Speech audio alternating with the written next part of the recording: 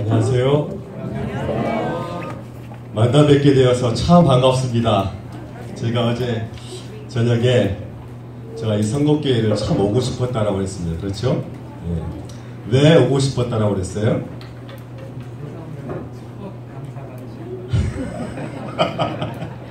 예, 새 성전에서 첫 강사가 될 수 있는 특권을 얻었기 때문에 오고 싶었다. 예, 그렇습니다. 사실은 제가 오고 싶었던 이유들이 있어요. 예, 뭐냐면 여기에 앉아 계신 몇몇 분들이 꼭 저희 성정동 교회 교우님들 같은 꼭 성정동 교회에 오셨어야만 하는 분들이 여기 앉아 계세요. 도대체 이 교회가 어떤 교회이기 때문에 그분들이 우리 교회에 올 것 같다가 이 선곡교회로 갔을까?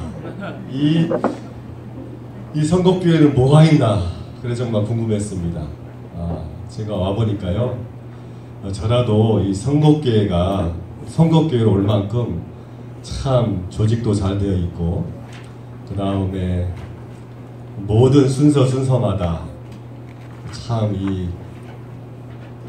스무스하게 이렇게 진행이 되고 조용하면서도 잘 질서 있게 진행되는 모습을 보면서 야, 참 이 교회가 참 좋은 교회구나라는 생각을 했습니다. 또한 사실 저는 어떤 오해가 있었냐면 이 선곡교회에 이 저희 천안 성정동 교회와 수준이 비슷한 수준인 줄 알았거든요.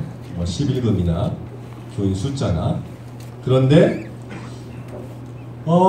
이 교회는 말입니다. 같은 수준의 이 교회라고 생각을 했는데 큰 교회를 말입니다. 짓고 우리는 조그맣게 이렇게 지어가는 것을 생각하니까 도대체 이 교회는 뭐가 있나 궁금했어요. 그래서 자꾸 목사님한테 이 교회가 몇 명이냐, 내가 이 과거에 생각했던 것과는 틀린 것 같아서 제가 어제부터 계속 쉬었는데 숫자를 도대체 몇 명이나 될까 계속 쉬었는데 아직 못 셌습니다. 계속 들어와. 그래가지고 어제 이 사모님의 말씀에는 금요일날 이 80명 오시고 안식일날은 150명 정도 오신다고 하더라고요. 저희가 그 말을 100% 믿으면 저희 교회의 한 2배 정도 수준인 것 같습니다. 그래서 정말 제 마음에 큰 위로가 있어요. 똑같은 수준이어가지고 이렇게 했다라고 하면 제가 큰 상처를 받고 갈 뻔했는데 그래도 이제 2배 정도의 수준이 신 분들이 계신 것 같아서 정말 제 마음에 그렇게 해도 괜찮았겠구나라는 생각을 제가 하게 되었습니다. 무엇보다도 사실은 이 감사한 것은 우리 외유내강이신 목사님을 모시고 이렇게 정말 이 부흥해 가시는 이 천안 선곡교회의 모습을 보니까 참 좋습니다. 참 좋습니다. 네, 아름답고 정말 제가 이제 벤치마킹 할 수 있는 이 목사님이 저희 곁에 계신 것을 참 행복하게 생각하고 있어요. 네. 제가 어제 목사님께서 거창하게 저를 소개시켜 주셨는데 저는 천안 영화학원 교회 9년 있었고요. 이제 천안 성정동 교회 2년 차입니다. 2년 차. 그래서 아마도 저도 사실은 천안 학원교회에 9년 있었으면 그래도 좀 꽤 있었던 거 아니겠습니까? 사실 제가 9년 있는 것은 제가 잘해서가 아니고 가만히 생각해 보니까 내가 왜 9년이나 있을 수 있었을까? 이건 상당히 큰 이 성도님들의 은혜가 희생이 크다라는 생각을 제가 개인적인 모습을 보면서 느꼈습니다. 이것은 정말 이 교회가 얼마나 아름답고 얼마나 부족한 사람들을 포용할 수 있는지를 증명하는 가장 좋은 예라고 저는 생각이 듭니다. 정말 이제 새로운 성전에서 이제 헌당하시고 들어가셔서 우리 목사님과 함께 더 길게 더 큰 꿈을 향해서 큰 포부를 품으시고 나아갈 수 있었으면 참 좋겠습니다. 그러기를 소원하시죠? 예. 제가 사실은 좀 늦게 시작했으니까 조금 오늘은 좀 늦게 끝내도 되겠습니다. 그렇죠? 예. 사실 저는 여기 사경의 강사로 왔어요. 사경의 강사로. 근데 요번에 사경의 그 내용이 그렇게 만만치 않은 내용이에요. 아주 중요한 내용입니다. 제가 사실은 부담을 가지고 준비를 했습니다. 그런데 이 2시간만을 가지고는 제가 도저히 아무리 능력이 있어도 잘 전달할 수 없을 것 같더라고요. 저희 교회도 3일을 했는데 이 강사 목사님이 오셔가지고 애매하게 또 다시 하기도 그렇고 새로 시작하기도 그렇게 하고 하니까 이게 이상하더라고요. 그래서 딱 접고 우리 목사님하고 어제 타협을 했습니다. 이번에 사경회를 제가 주제를 하지 않고 우리 목사님과 전도사님께서 길게 이 주제에 대해서 다뤄줄 것이라고 말씀하시더라고요. 그러면은 내가 다른 주제로 가서 하겠다라고 이렇게 타협을 하고 왔습니다. 그러니까 여러분들 좀 양해를 해주시기 바라겠습니다. 그것도 훌륭하신 우리 담임 목사님께서 아마 해주실 거라고 믿습니다. 자, 제가 사실은 교회를 저희도 이제 작년 4월 30일 날 교회를 옮겼어요. 영어학원과 분리를 해서 이제 성정동으로 교회를 옮겼습니다. 저희는 이렇게 크게 교회를 짓지 못했어요. 그리고 재작년 12월 달부터 사실 위기를 막 밀려오는 위기가 있었습니다. 영어학원이 이제 폐원을 하면 저희 교회도 어떻게 해야 되나라고 하는 고민이 있었습니다. 근데 여러 그 영어학원이 폐원되어지는 교회들을 보니까 어떤 경로들을 밟냐면은 영어학원은 영어학원대로 없어지고 이 교회는 교회대로 없어지더라고요. 정말 이거는 좀 막아야 되겠다는 생각을 했습니다. 정말 이 65명, 70명의 이 신앙 공동체는 적어도 깨지 말아야 되겠다는 생각이 저에게 드는 생각이었습니다. 그래서 1차적으로 어떤 교회와 합병을 하려고 했어요. 그 건물을 사가지고 합병을 하려고 했더니 그것이 여의치 않았습니다. 그래서 이제 직원에서 다시 이걸 어떻게 해야 되느냐 했더니만 우리가 그러면 한 장소를 마련해서 어떻게든지 가자라고 했어요. 결의를 하고 장소를 막 수송을 했습니다. 현재 있는 교회 그 자리인데요. 그렇게 수송을 하고 있는 상황에 또 다른 교회에서 합병하자라고 하는 이야기가 들어왔습니다. 아주 혹한 유혹이었어요. 유혹이 아니라 혹한 제안이었습니다.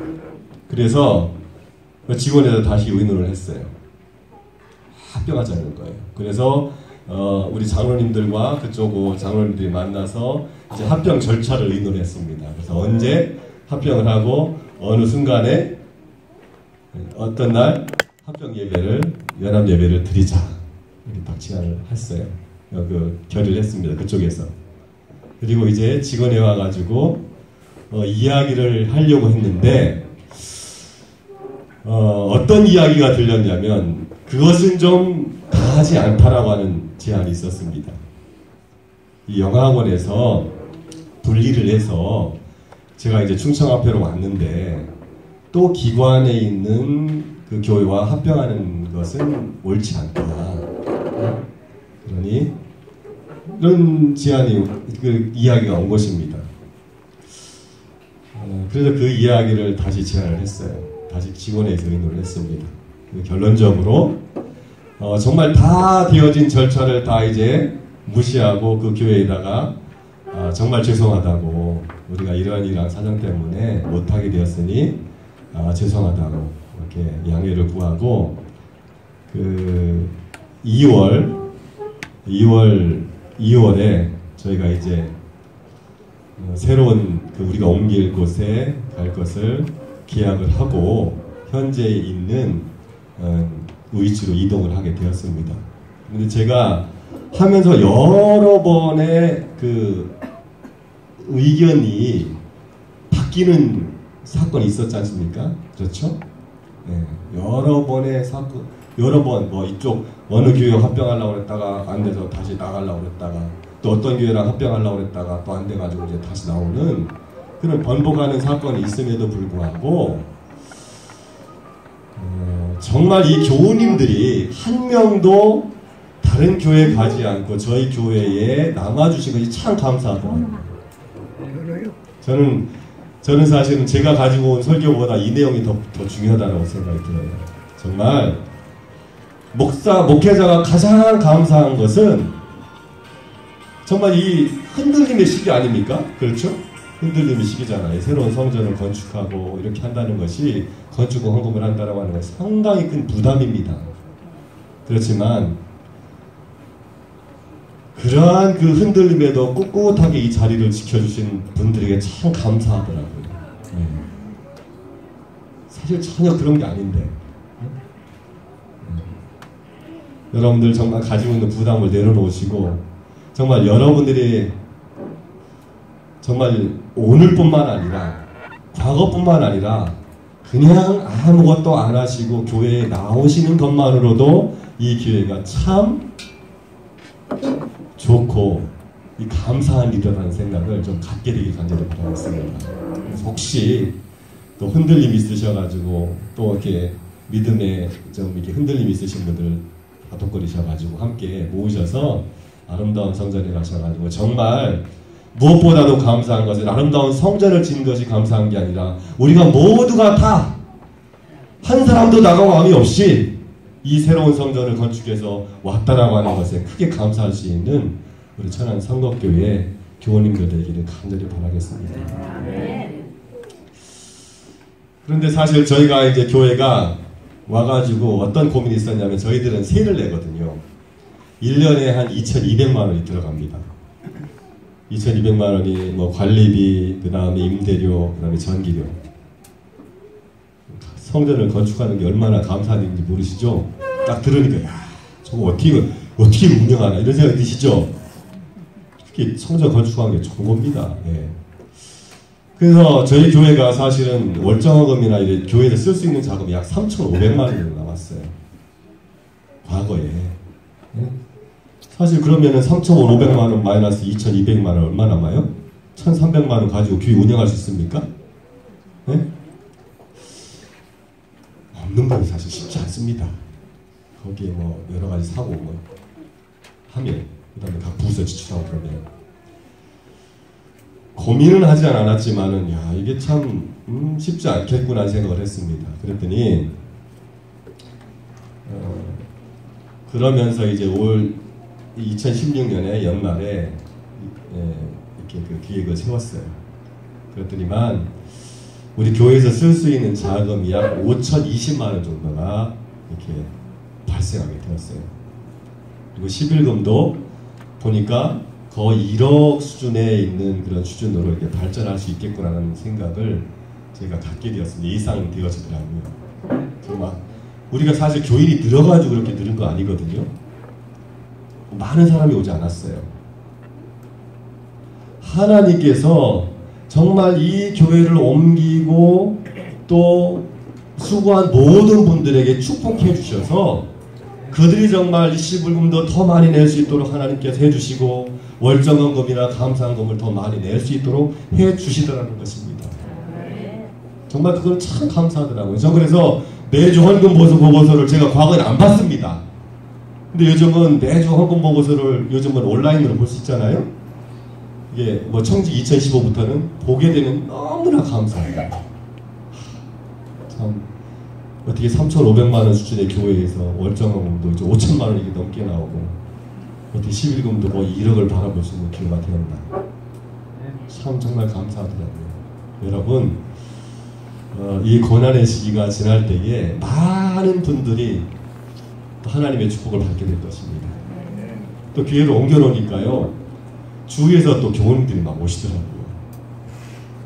그래서 참 이 교회를 옮기고 또 이렇게 하니까 하나님께서 축복을 많이 해주시는 것 같습니다. 여러분들이 그러한 축복이 예비되어 있음을 기억하시면서 이 잠깐 후 잠시 있게 될 이 고난의 시간들을 잘 견디시게 되길 간절히 바라겠습니다. 여기 오니까 참 무섭네요. 이런 것도 있고. 네? 네. 자, 이사야 우리가 42장 1절에서 4절 말씀을 읽었습니다. 자, 우리 그 다일 공동체 대표이자 이 소외 계층에게 이 밥퍼주는 목사로 알려진 이 최일도 목사의 이 교육 전도자 시절 이야기입니다.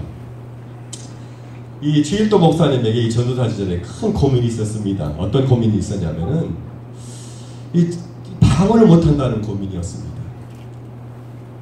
이 최일도 목사가 섬기고 있었던 교우님들의 이 대부분이 이 방언을 했기 때문에 이 전도사가 이 방언을 하지 못한다라고 하는 것은 이 전도사의 체면이 말이 아닌 것입니다. 그래서 한 번은 이 방언을 받으려고 작정하고 2주 동안 금식 기도를 한 다음에 삼각산 기도원에 올라갔습니다. 그리고 기도를 했어요. 그런데 이 2주 동안 이 삼각산에서 금식 기도를 했는데도 이 방언이 터지지 않는 것입니다. 그래서 할 수 없이 한 방법을 내게 되었는데 내가 방언 안 터지니까 그 주기도문을 헬라어로 외우자 그렇게 했습니다. 그리고 이 중고등부 교사들이 가서 여러 번 그 헬라어로 주기도문을 외웠습니다. 그랬더니 교사들이 전도사님이 드디어 방언이 터졌다라고 이야기해 줬어요. 얼마 후에 난감한 일이 발생했습니다. 이 교회 권사 한 분이 자기가 통역의 은사를 받았는데 자기 앞에서 방언을 하면 통역을 해주겠다는 것입니다. 그래서 그 말을 듣고 이 최일도 목사가 고민이 생기게 되었어요.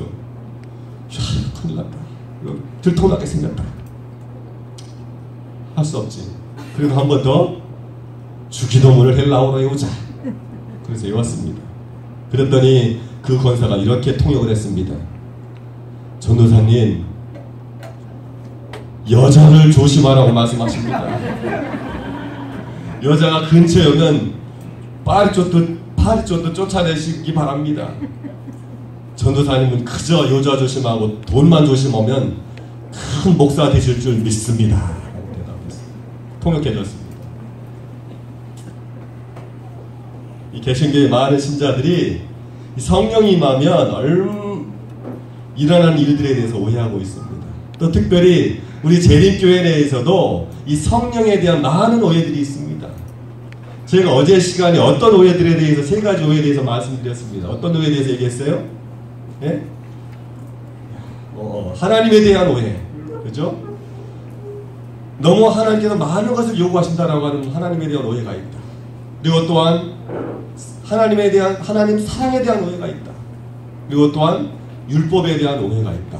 오늘은 뭐에 대한 오해예요? 성령에 대한 오해가 있습니다. 이 성령을 받으면 사람이 방언을 할 수 있다라고 생각하고 귀신도 쫓아낼 수 있다라고 생각하고 병도 고칠 수 있다라고 생각합니다. 그러나 그런 기적들만이 성령의 임재라고 말할 수만은 없는 것입니다. 이 시간 이 성령을 받게 되었을 때에 우리가 사람이 어떻게 되는지 예수님의 삶을 통해서 함께 살펴보고자 하도록 하겠습니다.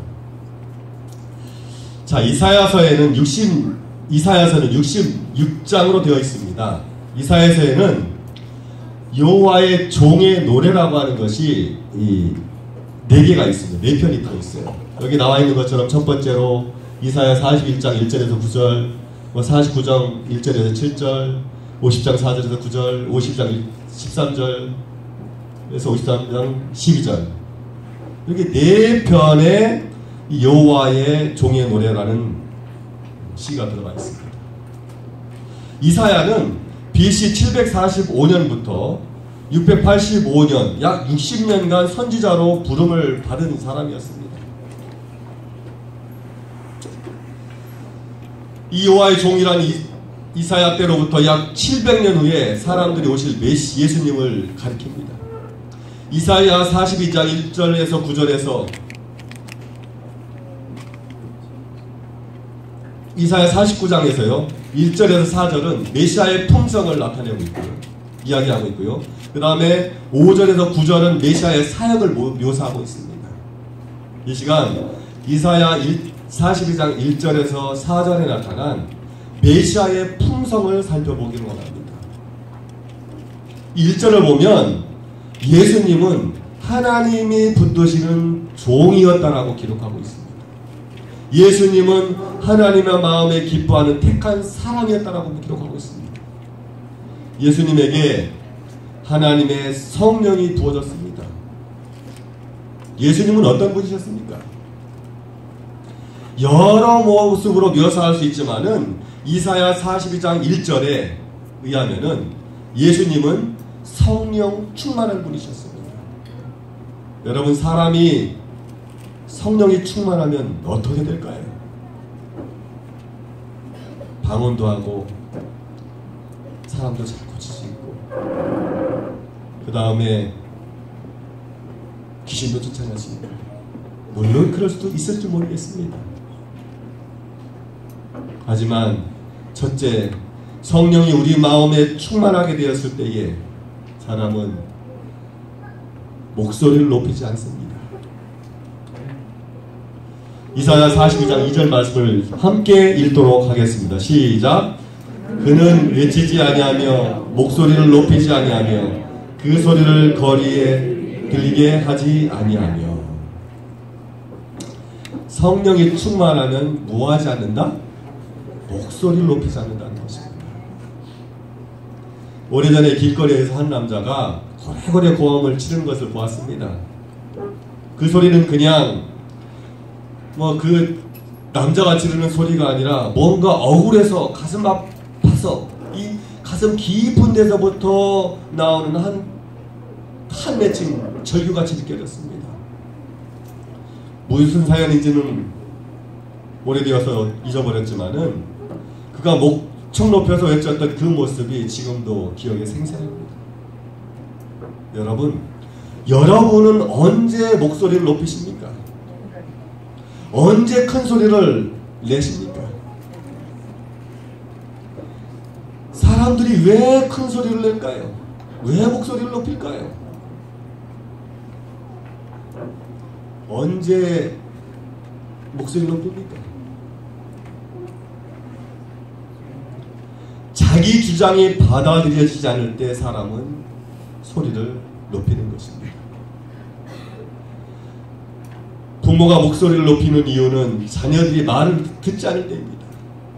선생님이 큰 소리를 내는 이유는 학생들이 뜻대로 따라주지 않을 때 목소리를 높입니다.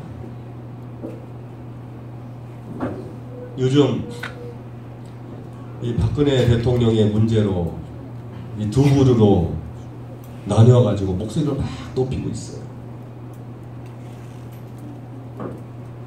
이 사람이 목소리를 높이는 이유는 자기 주장과 자기 말이 먹혀 들어가지 않을 때에 목소리를 높이는 것입니다.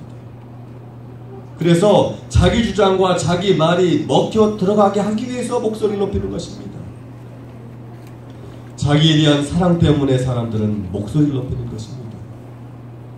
많은 교회에서 직원회를 해보면은 참 여러 가지 일이 있다고 하더라고요. 아직 저는 사실은 저희 교회에서도 제가 과거에 있었던 교회에서도 그런 경험을 하지 못했는데, 직원회를 할 때 보면 많은 교회에서 막 목소리를 높이고 막 싸우는 일들이 있다라고 하더라고요.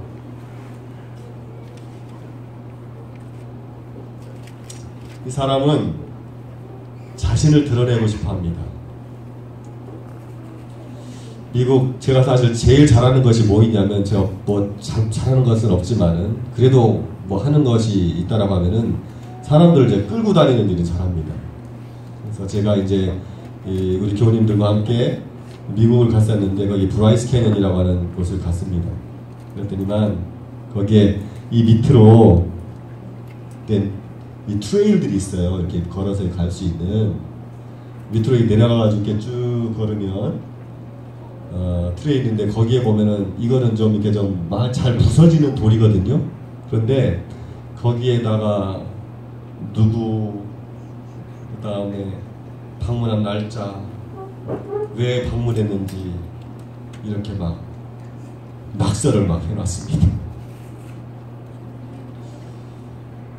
자기의 존재를 드러내고 싶어 하는 것입니다. 네.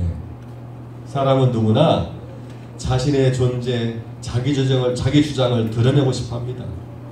그것을 누군가 막으려고 한다면은 사람은 목소리를 높이게 되어 있습니다. 잘 안 보이는데, 자, 왼쪽 그림은 네덜란드 화가 게리판 힌셀스트가 그린 가야바 앞에 서신 그리스도란 그림입니다. 오른쪽은 독일의 마티아스 구레네발트가 그린 예수님을 조롱함이란 그림입니다. 여기 보면 예수님의 모습이 나타나 있는데 참 양같이 이렇게 그려져 있습니다. 이 시대의 소망 75페이지는 이렇게 기록하고, 시대의 소망 75장에 안나스 앞과 가야바의 궁전에 서란 부분과 77장 빌라도의 법정에 서란 부분을 읽어보면 예수님께서 안나스와 가야바에게 그리고 사내들인 공의 앞에서 빌라도와 헤롯 앞에서 신문을 받으실 때에 얼마나 모욕과 조롱을 많이 받으셨는지, 그러나 그 모욕 중에 얼마나 잠잠하셨는지를 볼 수가 있습니다.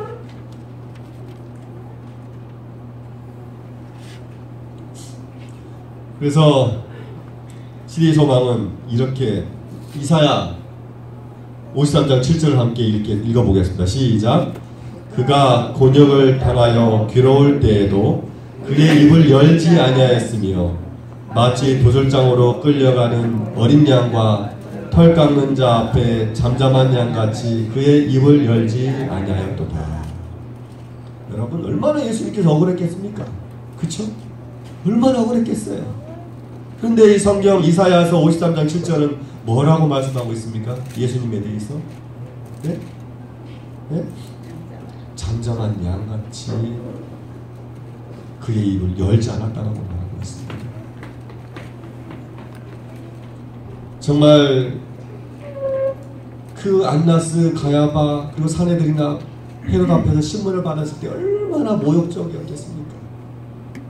모욕과 조롱을 많이 받았다라고 기록하고 있어요. 그렇지만은 이 예수님의 모습을 이사야서 53장 7절에 이야기하기를 잠잠한 양같이 그의 입을 열지 아니하였다고 말하고 있습니다. 읽겠습니다. 시작. 예수께서는 모순된 증인들을 참을성 있게 들으셨다.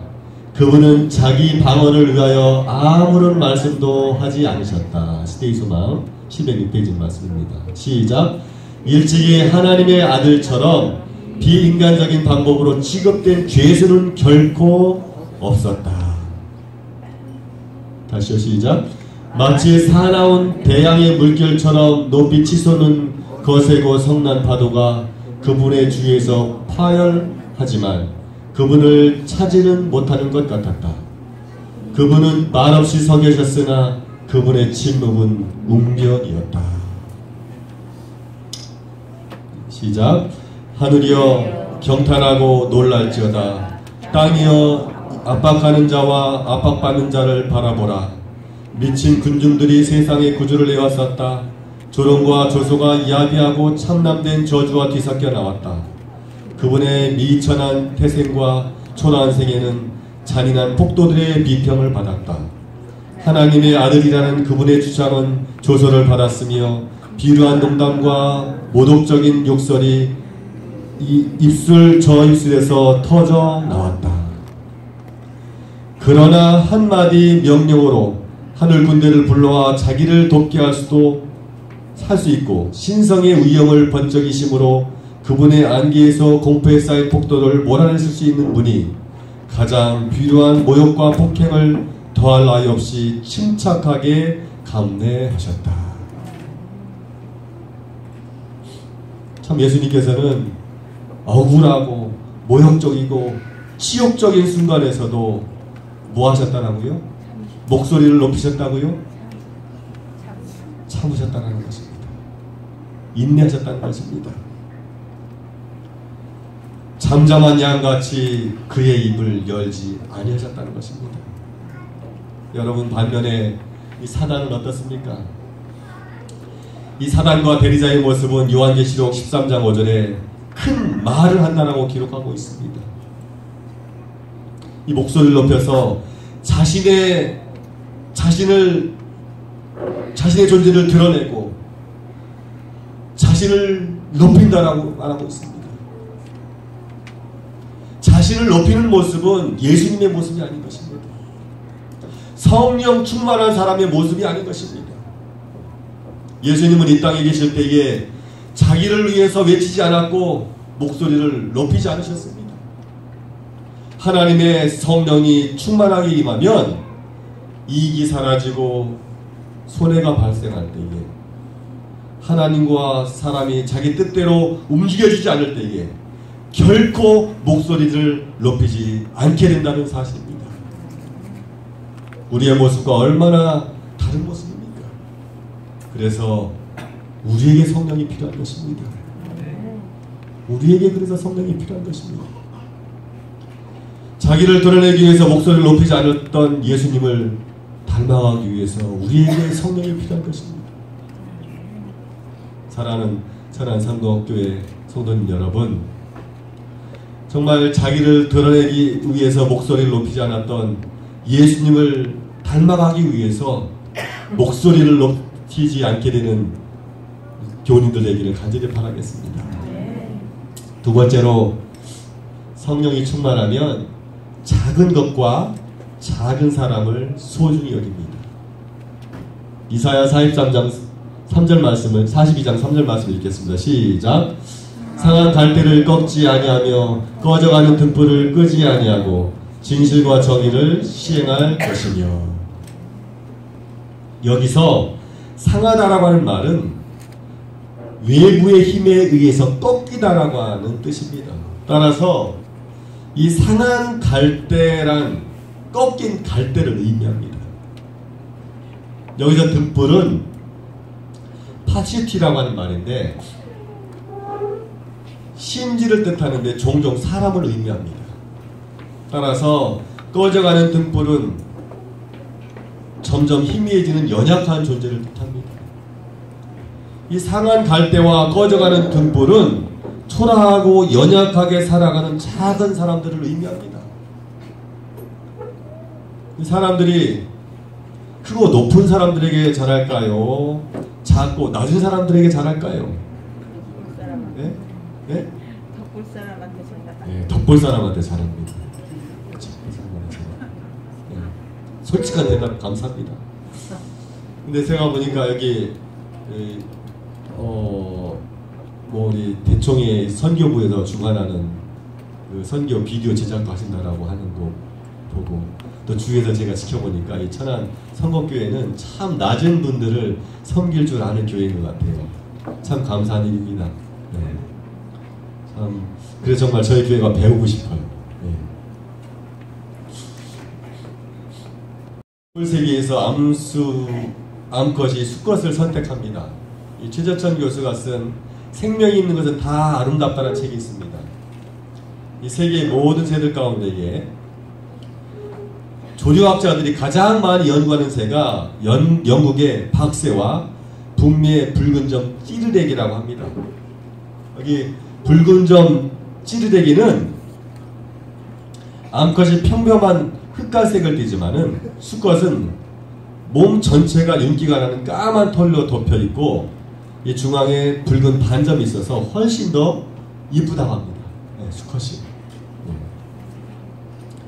네. 이들은 주로 늪지대에 사는데 이른 봄 수컷들이 먼저 날아와서 털을 잡고 노래를 부르며 암컷들을 유혹합니다.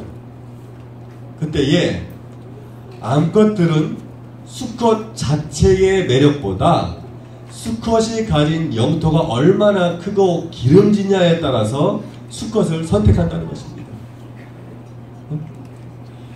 이 워싱턴 대학의 연구진이 한 짓궂은 실험을 했습니다.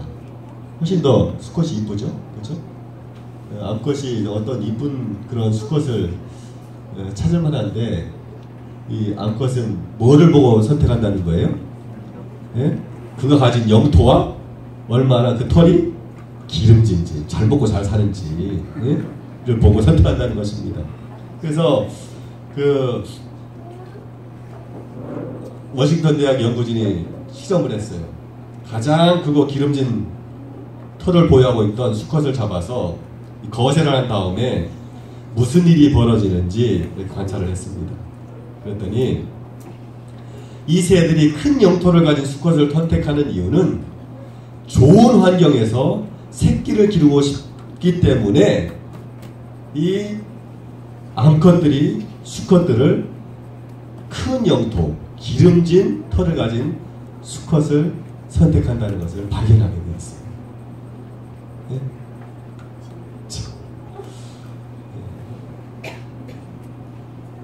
이 새들의 세계, 이 동물의 세계에서도 크고 높고 많이 가진 자가 대접을 받습니다. 네. 사람 사는 세상은 어떨까요? 그 높은 사람이 대접을 받으니 사람들은 할 수만 있다면 크고 높아지려고 합니다. 요즘 신문을 보면 이 조기 대선이 치러질 것 같아서 대선 후보들 사이에 여러 이야기들이 있습니다. 그렇죠? 누가 참신한 인물이냐, 누가 참 앞으로 이 대한민국을 정의롭게 이끌어낼 인물이냐.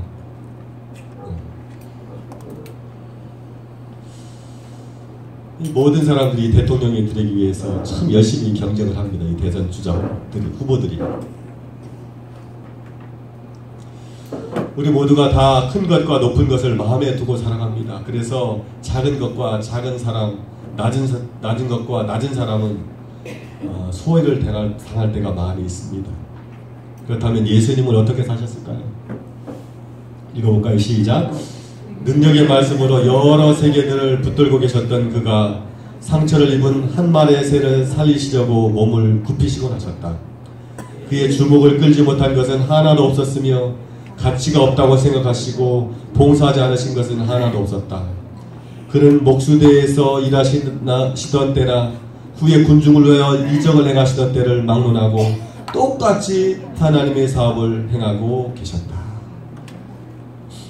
작은 것부터 큰 것까지 똑같이 그분은 대하셨다고 하는 것입니다. 읽어보게요. 시작. 구주께서 사마리아 여자 때문에 시간을 소비하시는 것은 그의 제자들이 보기에도 사소한 문제처럼 생각되었다. 그러나 예수님께서는 그 여인과 변론하시기를 왕들이나 고관들이나 제사장들과 변론하신 것보다 더욱 열심히 더욱 웅변적으로 하셨다. 이전했던 이 사마리아 여인과 대화할 때 모습이 왕들이나 고관들과 제사장들과 이야기하는 것보다 더 진지하고 더 많은 시간을 이야기했다는 것입니다. 예수님께서 작은 자를 귀하게 여기셨다는 것입니다.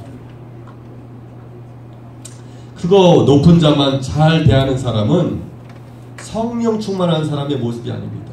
예수님은 이 땅에 계실 때에 가난하고 소외된 사람들을 만나기를 기뻐하셨습니다. 예수님은 진심으로 그들을 도와주기 바라셨습니다. 예수님은 물론 기득권과 부자, 가진 자들도 공평하게 대하셨습니다. 하나님의 성령이 충만하게 임하면 사람은 자신에게 뭔가를 줄 수 없는 불쌍하고 작은 사람들을 온전히 사랑할 줄 알게 되는 것입니다. 여러분, 이 모습은 우리의 모습과 얼마나 다른 모습입니까? 그래서 우리의 마음 가운데에 우리에게 성령이 필요한 것입니다. 꺼져가는 등불, 상한 갈대와 같은 자들을 온 마음으로 돌보셨던 예수님을 닮아가기 위해서 우리에게 성령이 필요한 것입니다. 세 번째로, 성령이 충만하면 낙심하지 않게 됩니다. 이사야 43장 4절 말씀을 읽겠습니다. 시작. 그는 아니하며 낙심하지 아니하고 세상에 정의를 세우기에 이르니 섬들이 그 교훈을 앙망하리라. 여기 두 사진을 보고 계십니다. 왼쪽은 이 박근혜 대통령의 근심 어린 모습입니다. 또 오른쪽에 있는 사진은 지난 올림픽 펜싱 그죠? 펜싱이죠. 펜싱 종목에서 금메달을 따고 이제 우승을 하고 포효하는 이 박상현 선수의 모습입니다. 이 사람들이 종종 낙심합니다. 왜 낙심할까요? 예? 왜 사람들이 낙심합니까? 이 낙심을 사전은 이렇게 정의합니다. 바라던 일이 이루어지지 아니하여 마음이 상하여. 바라던 일이 이루어지지 아니하여 마음이 상하여. 이 사람이 바라던 일이 이루어지지 않을 때 사람들은 낙심하는 것입니다. 이 사람이 바라던 일이 이루어지면 낙심하지 않습니다. 사랑하는 여러분, 여러분 얼마나 자주 낙심하십니까? 예수님은 어떻게 사셨을까요? 예수님도 매 순간 자신이 뜻하는 일이 이루어지지 않을 때 낙심하셨을까요? 예수님이 십자가까지 가시는 길이 얼마나 반대가 많았겠습니까? 그래서 예수님이 무척 낙심하셨을까요?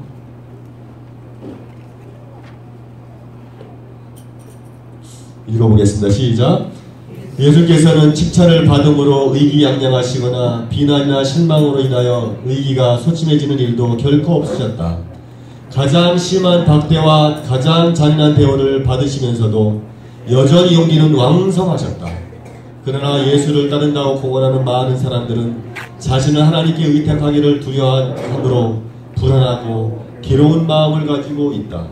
그들은 하나님께 완전히 굴복하지 아니하는 바 이는 저희가 그렇게 내어 맡김으로 겪어야 될 결과를 두려워하기 때문이다. 이 굴복을 거절한다면 그들은 결코 평화를 얻을 수 없다. 불안이 일어나는 것은 자기를 사랑하기 때문이다. 우리에게 불안이 자꾸 일어나는 것은 무엇 때문이다? 자기를 사랑하기 때문이다. 사랑하는 여러분, 예수님은 전혀 낙심하지 않으셨습니다. 우리가 낙심하는 이유는 하나님께 온전히 맡기지 못했기 때문입니다. 불신과 불안과 낙심하는 이유는 자기를 사랑하기 때문입니다.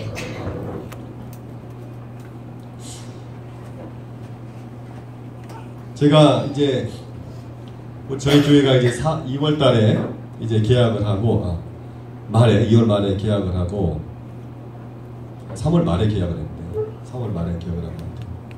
2월 25일경에 우리 합회장님 오시고 그래서 한 달 동안 제가 리모델링 공사를 했습니다. 한 달 동안. 그 전에 거기가 이제 횟집이었거든요.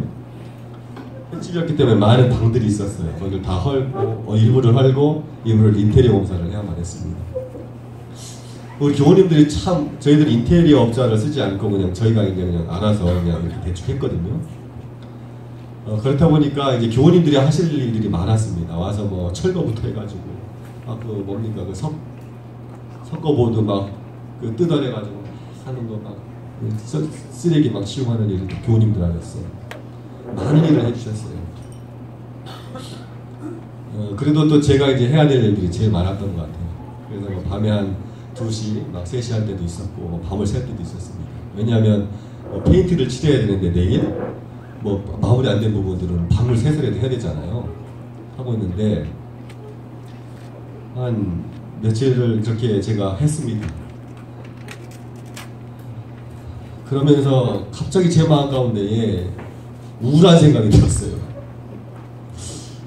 이게 지금 뭐하고 있는 짓인가라는 생각을 했습니다. 내가 지금 말씀도 준비해야 되고 그러는데 지금 내가 목사가 지금 뭐하고 있나. 제대로 말씀도 설교도 제대로 잘 못하면서 이런 생각이 들었습니다. 저희 우리 집에 위에는 그 어떤 사람들이 살고 있냐면 그러니까 이 도를 아십니까? 이렇게 물어보는 사람들 있잖아요. 갑자기 까먹었는데 그런 사람들이 합숙하고 있어요. 그래서 막 12시만 되면은요 왕왕왕왕왕왕왕 해요. 막 주문을 내고 막 하는 거예요. 막 밤늦게 일하다 보면 막 소름이 쫙 끼치는 거예요. 무섭습니다. 때때로 무당처럼. 네. 그러면서 막 3시까지 일하려고 하니까 좀 그런 생각이 막 들지 않겠어요? 네. 그런 생각을 좀 할 때에 갑자기 제 머릿속에 탁 스치는 생각이 딱 어떤 이야기가 딱 스치고 들어갔냐면은, 내가 지금 하고 있는 일을 육으로 하고 있냐, 영으로 하고 있냐는 말씀이었습니다. 내가 지금 너 지금 이거 해가지고 너 높임을 받으려고 하는 거 아니지 않느냐. 이 사랑하는 교우님들을 정말 이 분리되지 않고 이 신앙 공동체를 깨지 않기 위한 아주 선한 의지로 하고 있지 않았느냐.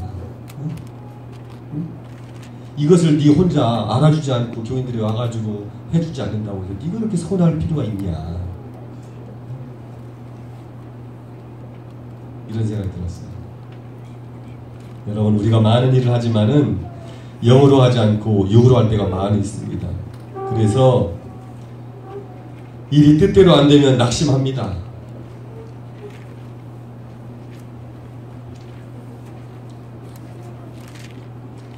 시편 42장 5절은 이렇게 기록하고 있습니다. 읽어볼까요? 시작. 내 영혼아, 내가 어찌하여 낭망하며 어찌하여 내 속에서 불안하여 하는고. 너는 하나님을 바라라. 그 얼굴의 도우심을 인하여 내가 오히려 찬송하리로다. 하나님의 동역자가 되고자 하는 모든 사람들이 첫째로 배워야 할 일은 자아를 불신하는 교훈이다. 여러분, 낙심하는 사람은 성령 충만한 사람이 아닙니다. 예수님은 이 땅에 계실 때에 어떤 반대를 만나더라도 결코 낙심하지 않으셨습니다. 성령이 임하면은, 성령이 충만하면 결코 낙심하지 않습니다. 여러분, 이 모습은 우리의 모습과 얼마나 다른 모습입니까? 우리가 어떻게 하면 성령 충만할 수 있을까요? 이 마태복음 7장 9절에서 11절에서 악한 아버지도 자식에게 좋은 것을 줄 줄 아는데 하물며 하늘에 계신 하나님 아버지가 구하는 자에게 좋은 것을 주시지 않겠느냐라고 반문하고 있습니다. 이와 평행되는 구절이 누가복음 11장 11절에서 13절 말씀인데, 누가복음은 좋은 것을 성령이라고 말하고 있습니다. 읽겠습니다. 시작. 너희 중에 누가 아들이 떡을 달라 하면 돌을 주며 생선을 달라 하면 뱀을 줄 사람이 있겠느냐. 너희가 악한 자라도 좋은 것으로 자식에게 줄 줄 알거든 하물며 하늘에 계신 너희 아버지께서 구하는 자에게 좋은 것으로 주시지 않겠느냐. 똑같은 여기 누가복음 읽겠습니다. 시작. 너희 중에 아비된 자 누가 아들이 생선을 달라 하면 생선 대신에 뱀을 주며 알을 달라 하면 전갈을 주겠느냐. 너희가 악할지라도 좋은 것을 자식에게 줄 줄 알거든 하물며 너희 천국에서 구하는 자에게 성령을 주시지 않겠느냐.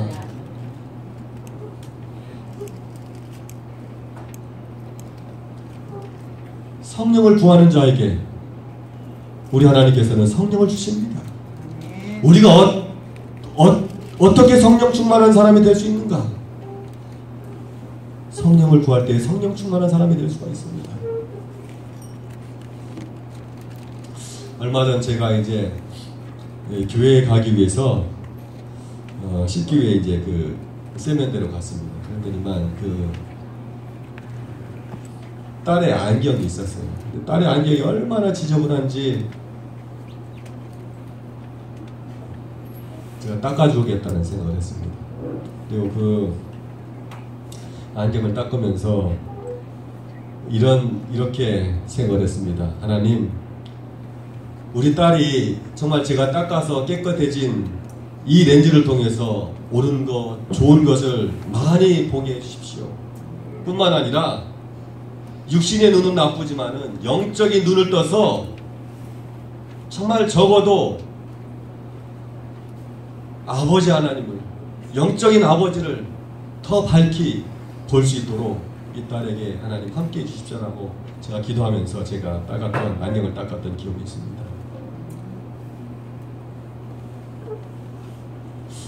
사랑하는 여러분, 성령을 간구합시다. 우리가 성령으로 충만하게 되기를 간구합시다. 이것이 없으면 우리는 그리스도인, 재림신자가 아닙니다.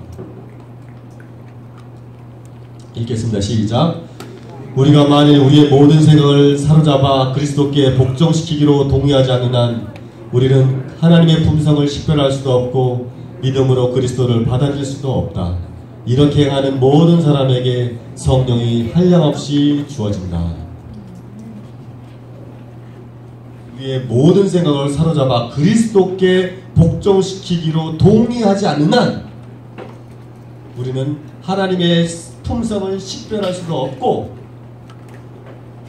무엇도 없다는 거예요? 성령이 충만해지는 역사는 없다라고 하는 것입니다.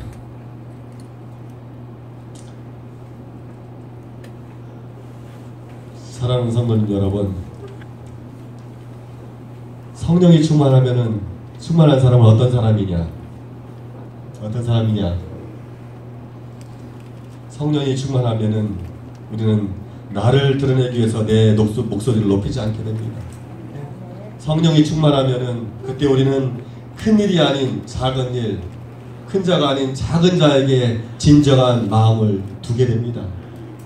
성령이 충만하면은 그때 우리는 어떤 환경과 시련에도 결코 낙심하지 않게 됩니다. 우리 모쪼록 천안 성곡교회 교우님들이 정말 성령이 충만한 분들이 되셔가지고 어쩌면